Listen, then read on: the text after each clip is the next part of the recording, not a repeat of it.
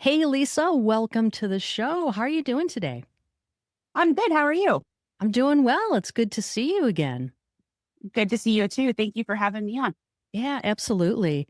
So, for anyone who listens to this podcast, you know that we talk a lot about secondary trauma, secondary traumatic stress.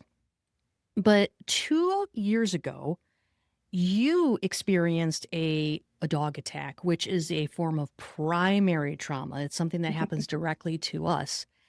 And that led to PTSD. So, how did you initially realize that you were dealing with something beyond compassion fatigue, that this was actually PTSD? I think it probably started like the night after the attack. I started having horrible dreams where I was reliving the attack. 2 days after the attack, I heard a bunch of dogs barking and I completely flipped out and started panicking because I was sure someone was being killed. Because during the time of my attack, I could hear the dogs barking and stuff like that. And it was just a kind of a wake up moment for me. Like, you need to get some help. You're not going to be able to get through this just on your own, is basically what happened. Looking back, do you think you had been struggling to some degree with general compassion fatigue before this even happened?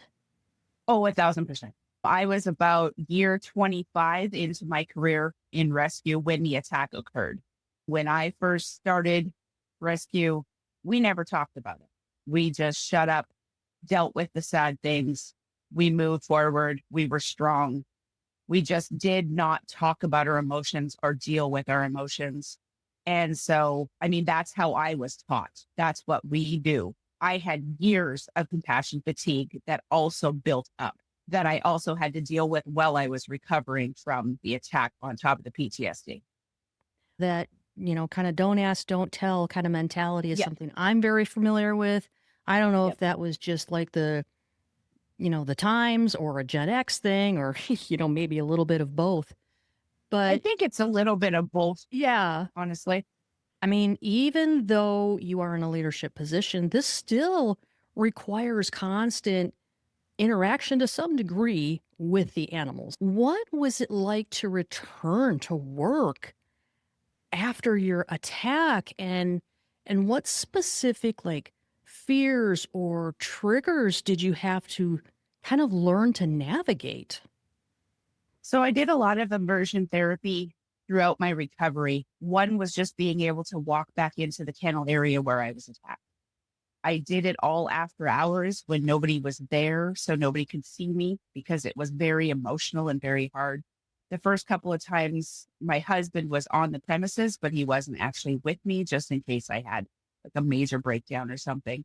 When I started going back to work, I did originally just part time because I could only handle about 20 hours a week. The minute I walked in the door, my nervous system would just kind of stand up and be like, okay, but I had to keep telling myself, you're safe. It's okay. One of my big triggers, ironically, is barking dogs. And so, for the most part, I'm pretty good about being able to tune it out. But when I hear the dogs barking in masses, that kind of puts me on high alert. There are some days, well, I will admit that I do have to leave. I can't be there because I just can't, like, I'll have to work from home because it's just too triggering for me and it just hurts me. Like, it actually physically hurts me to be there because my nervous system gets all kind of tight and it really hurts the places where I was attacked. So yeah, so that's really kind of how I worked through it. I worked with a really good therapist that taught me the breathing tools and the things to be able to work myself through when I started feeling like I was going to have a meltdown. I started out, I was doing therapy every week after the attack. And then I got a went into every 2 weeks. And now I just do it once a month, but I have to do it once a month. She keeps me on the straight and narrow. She holds me accountable. She makes sure I'm doing the things that I need to be doing for myself because I'm not really great about that. I'm pretty stubborn. So part of my thing was like, I'm not going to let this beat me.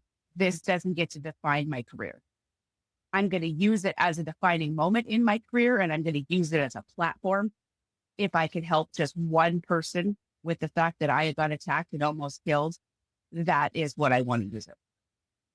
Wow. And that is the ultimate definition of finding meaning from trauma, right? Mhm.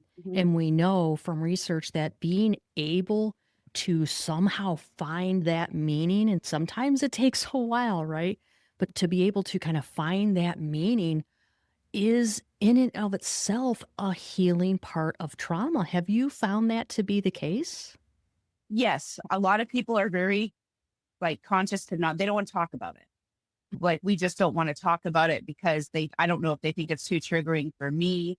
And I find that to be actually kind of hurtful from in my recovery because it's like you guys just want to pretend like it never happened to me and we're just going to sweep it under the carpet. I like to talk about it. And so I think that for me, that is one of the best platforms is to me getting out and doing podcasts and making people aware like, hey, these situations are happening. This is actually happening to the people who are working in this rescue. For all you people who say you love puppies so much and stuff, there's people like me on the backside. I almost died for the cause. And so I feel now my platform is I'm very protective of my staff. Mm. I'm very protective of their feelings as well. I'm very in tune to how they're feeling and my volunteers as well too, to be sure that they're all protected because like when I was coming up, like I said, nobody cared. It was just like, whatever, you're sad, too bad, move on. Yeah, stuff it down. Yeah, you're Yeah, right. Move stuff it on. Just down. move on. This is what you signed Just up for. yeah, yeah. And so I just basically kind of use that as a platform of also too, when I'm making decisions about euthanasia and stuff, I always say to people, I'm a living, walking proof of what can happen in a minute. So we need to take that into consideration too when we're making these decisions. So yeah, that's just kind of how I work through it.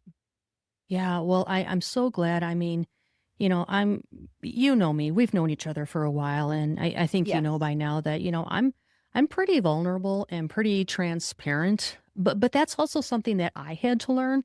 So I got the whole Gen X thing going on, but I also got the whole Yep. like huge introvert thing going on. Yep. And I'm also trained as a therapist where it's like you focus, and I'm sure you can relate to this because of the animals thing, but as a therapist, you don't focus on yourself, right? You don't No, no. you focus on other people's feelings. And so Yes. kind of had this like just drilled into me, and it's something I had to say, no, wait a minute. If I'm going to ask other people to be vulnerable and to be transparent so we can get this information out, so we can open up this conversation and start breaking the stigma, I have to be part of that.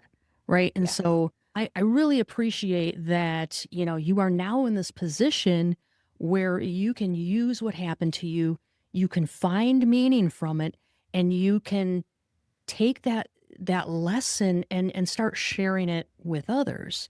And so Hmm. one of the things that you've been transparent about is seeking therapy. And congratulations about, you know, graduating to once a month. That is a huge step. What was it like for you to go about seeking help for that PTSD? Because while there's a lot of therapists that are skilled in trauma and PTSD, there are less so when it comes to understanding that the whole kind of intersection between trauma and animal welfare. And Yeah. Yeah. so, first of all, before we talk about like what actually helped, what was it like finding a good fit? I actually got really super lucky. I saw one in person and I just didn't feel like I really clicked with her. Hmm. And I was just like, I just, this isn't for me sort of a situation. So then it was actually just through my healthcare provider. And I just looked up like who my insurance would cover. And it was the first person that I talked to. And I just seemed to really click with her virtually. And that's just how I've been doing it since then. She's done counseling sessions with me in my car, in my office, like in my backyard. Like it's and for me, I think it was more comforting for me to be able to do it a like not have to go somewhere. Yeah. So I could talk more comfortably in my home than sitting in an office or something like that. I actually just got really lucky, honestly, is how that worked out for me. Yeah, well, I'm really glad to hear that you went to see someone in person. You didn't feel like it was a good fit, but then you kept looking. She was like, "You're never going to be able to go back into that environment unless you start slowly."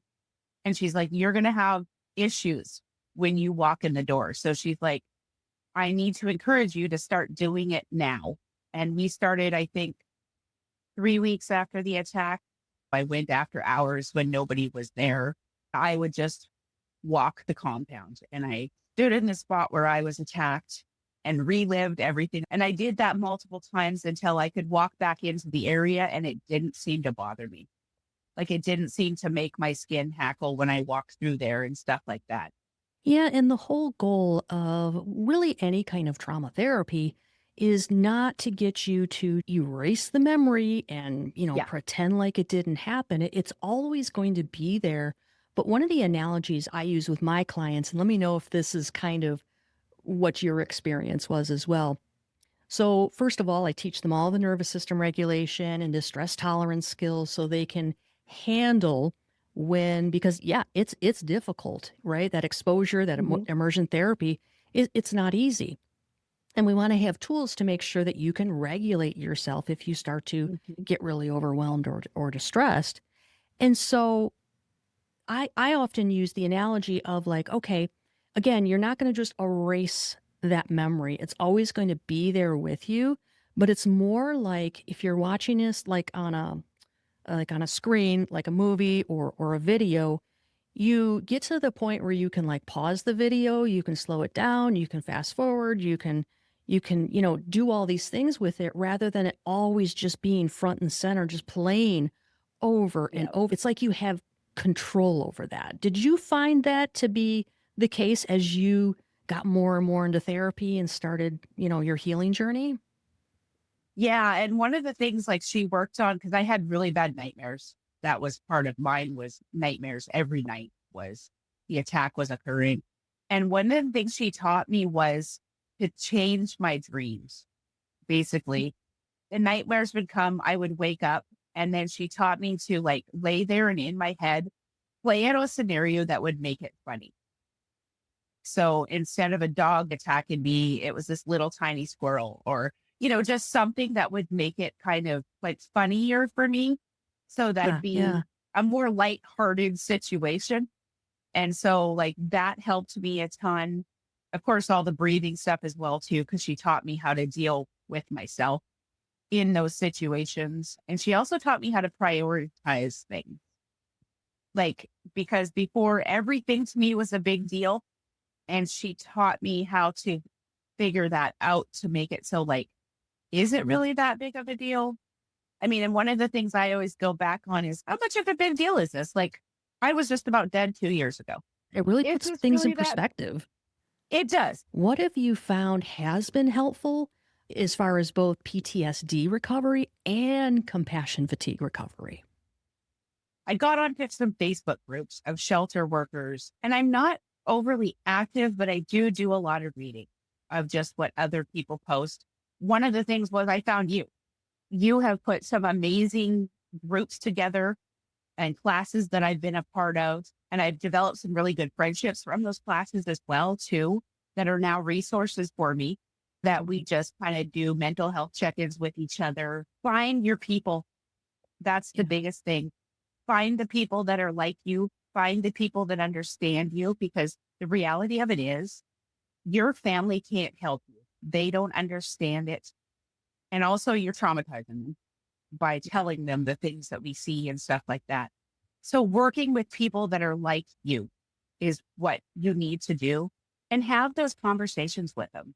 Put yourself out there and be like, hey, this is happening to me. Does anybody have any ideas of what I can do? Stuff like that. Ask the questions. Before I was very introverted, I didn't want to talk about it. There was no point to talk about it. But now I'm willing to. I think this is the fourth podcast I have done talking about PTSD and compassion fatigue because I believed that we need to talk about these things. We're losing good shelter people, Yeah. rescue people, and it's because of this. Your book has also been an amazing tool for me. No, thank I you. have a really young staff right now. They're both new to Mm. rescue. They're just starting their careers with me. So there's big learning curves we're working on.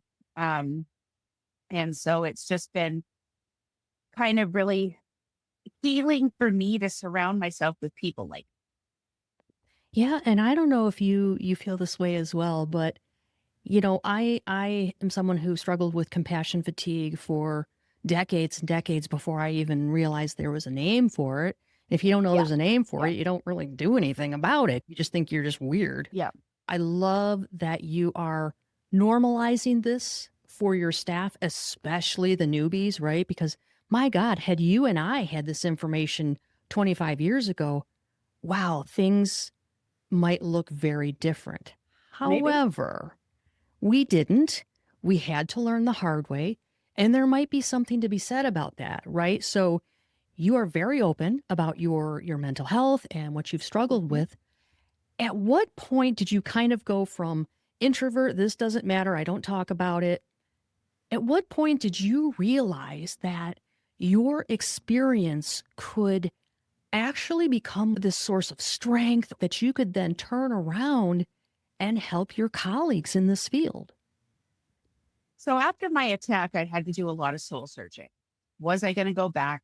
My husband didn't want me to. And then I think it was actually my therapist that said to me, she's like, "What do you want to do?" And I said, "I would like this experience to, I'd like people to be able to learn from this experience. I would like to be able to use this as a platform. I didn't want to wash out because of this attack. I didn't want to be the person that was like, oh God, she got attacked by a dog and had to quit." Which I mean is perfectly fine if that's what happens to somebody. I just didn't want to be Hmm. that person. Sure, sure. So, and I think part of my organization wasn't really great about supporting me through Mm. the attack either. It was a very hush hush situation. We just don't want to talk about it. Like it's a terrible thing that happened, sort of a deal. And that kind of hurt me after putting so many years into somewhere. And so I was just like, no, this is something we're going to talk about. This is something that needs to be talked about. People need to understand these are things that can actually happen. They need to understand this is a mentally challenging job. It is a mentally challenging lifestyle, but it can also be done. We can do it. We have the tools. We have the people. We have people like you. We have the people who have done this, who know how to deal with this. So you can do rescue and still have compassion fatigue. You just have to learn how to work with it.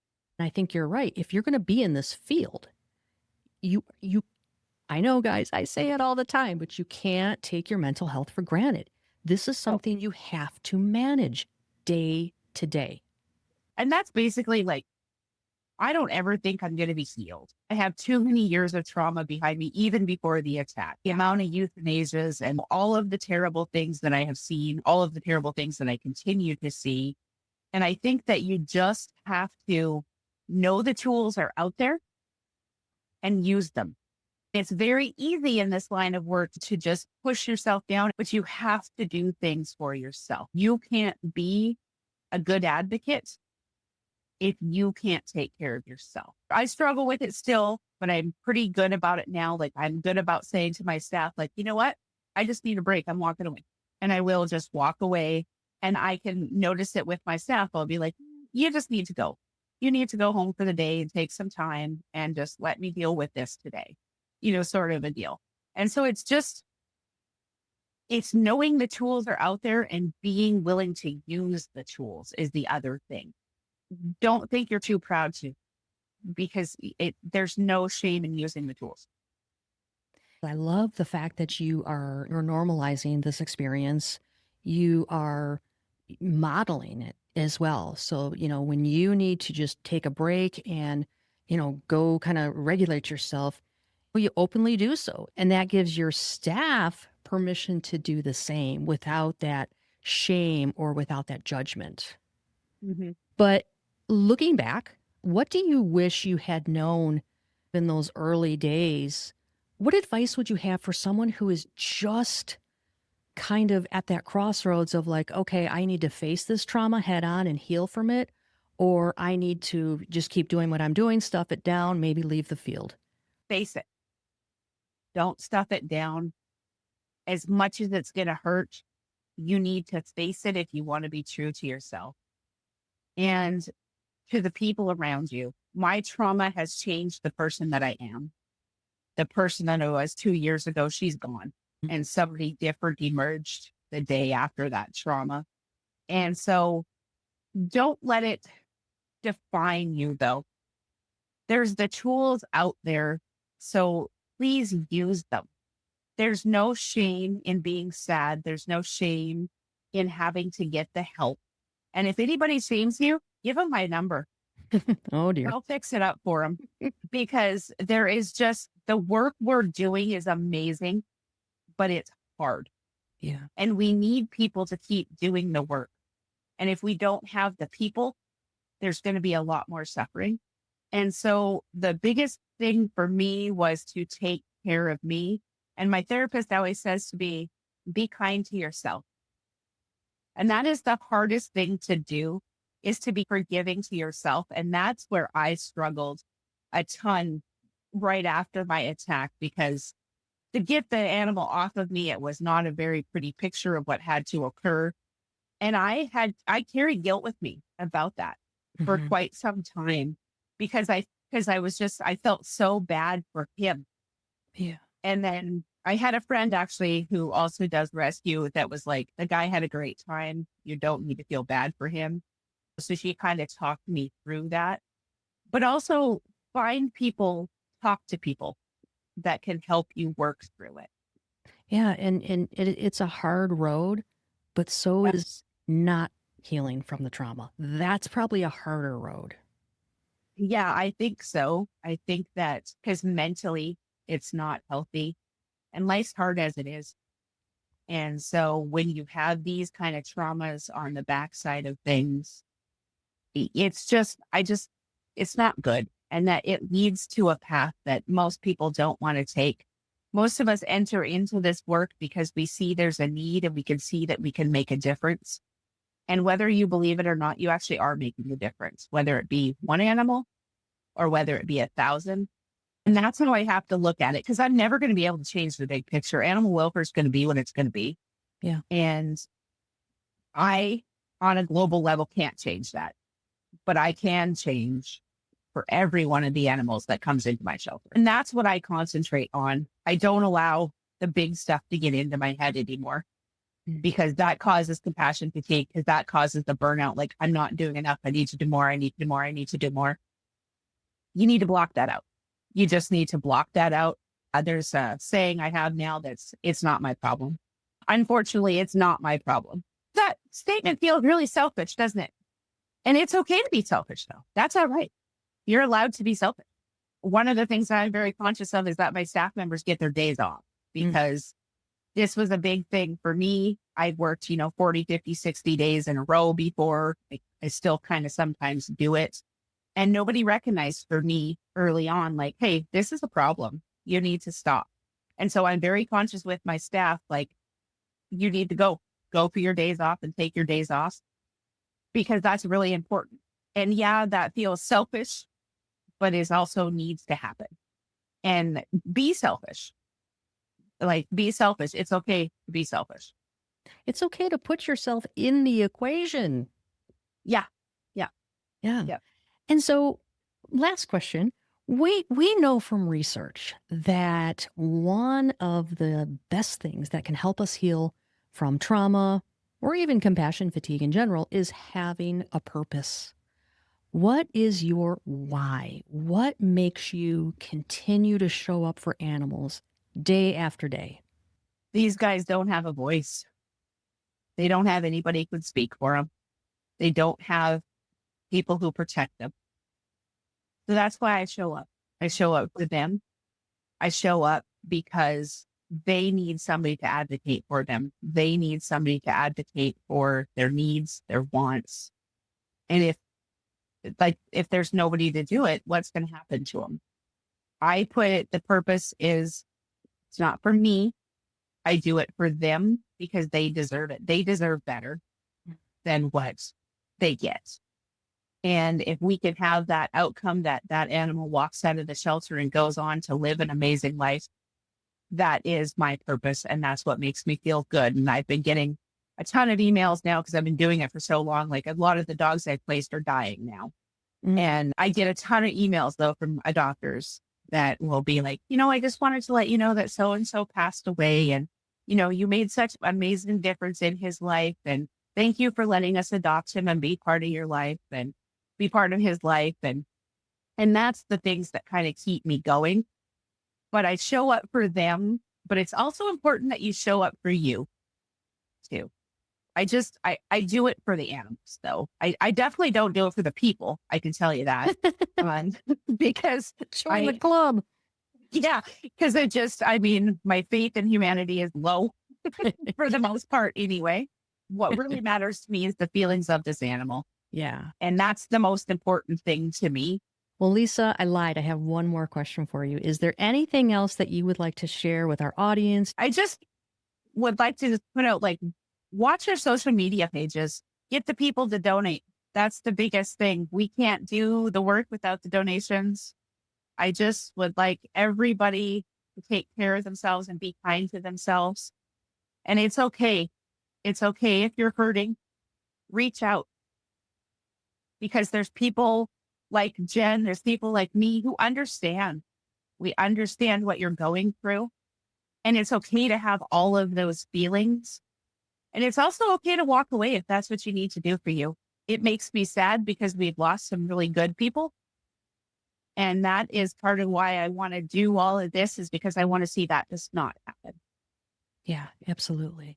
Lisa, where can people go if they would like to check out the animals? What is the website? www.columbiahumane.com. And all of our animals are available for adoption up there as well. We have a good following on social media as well on our Facebook page, which is just Columbia Humane. We have a ton of animals available for adoption on there as well. We do informational pieces as well to try to educate the public about things, stuff like that. Yeah, just follow us and you'll see the work we're doing. All right. Well, I will put those links in the show notes for anyone who wants to check that out.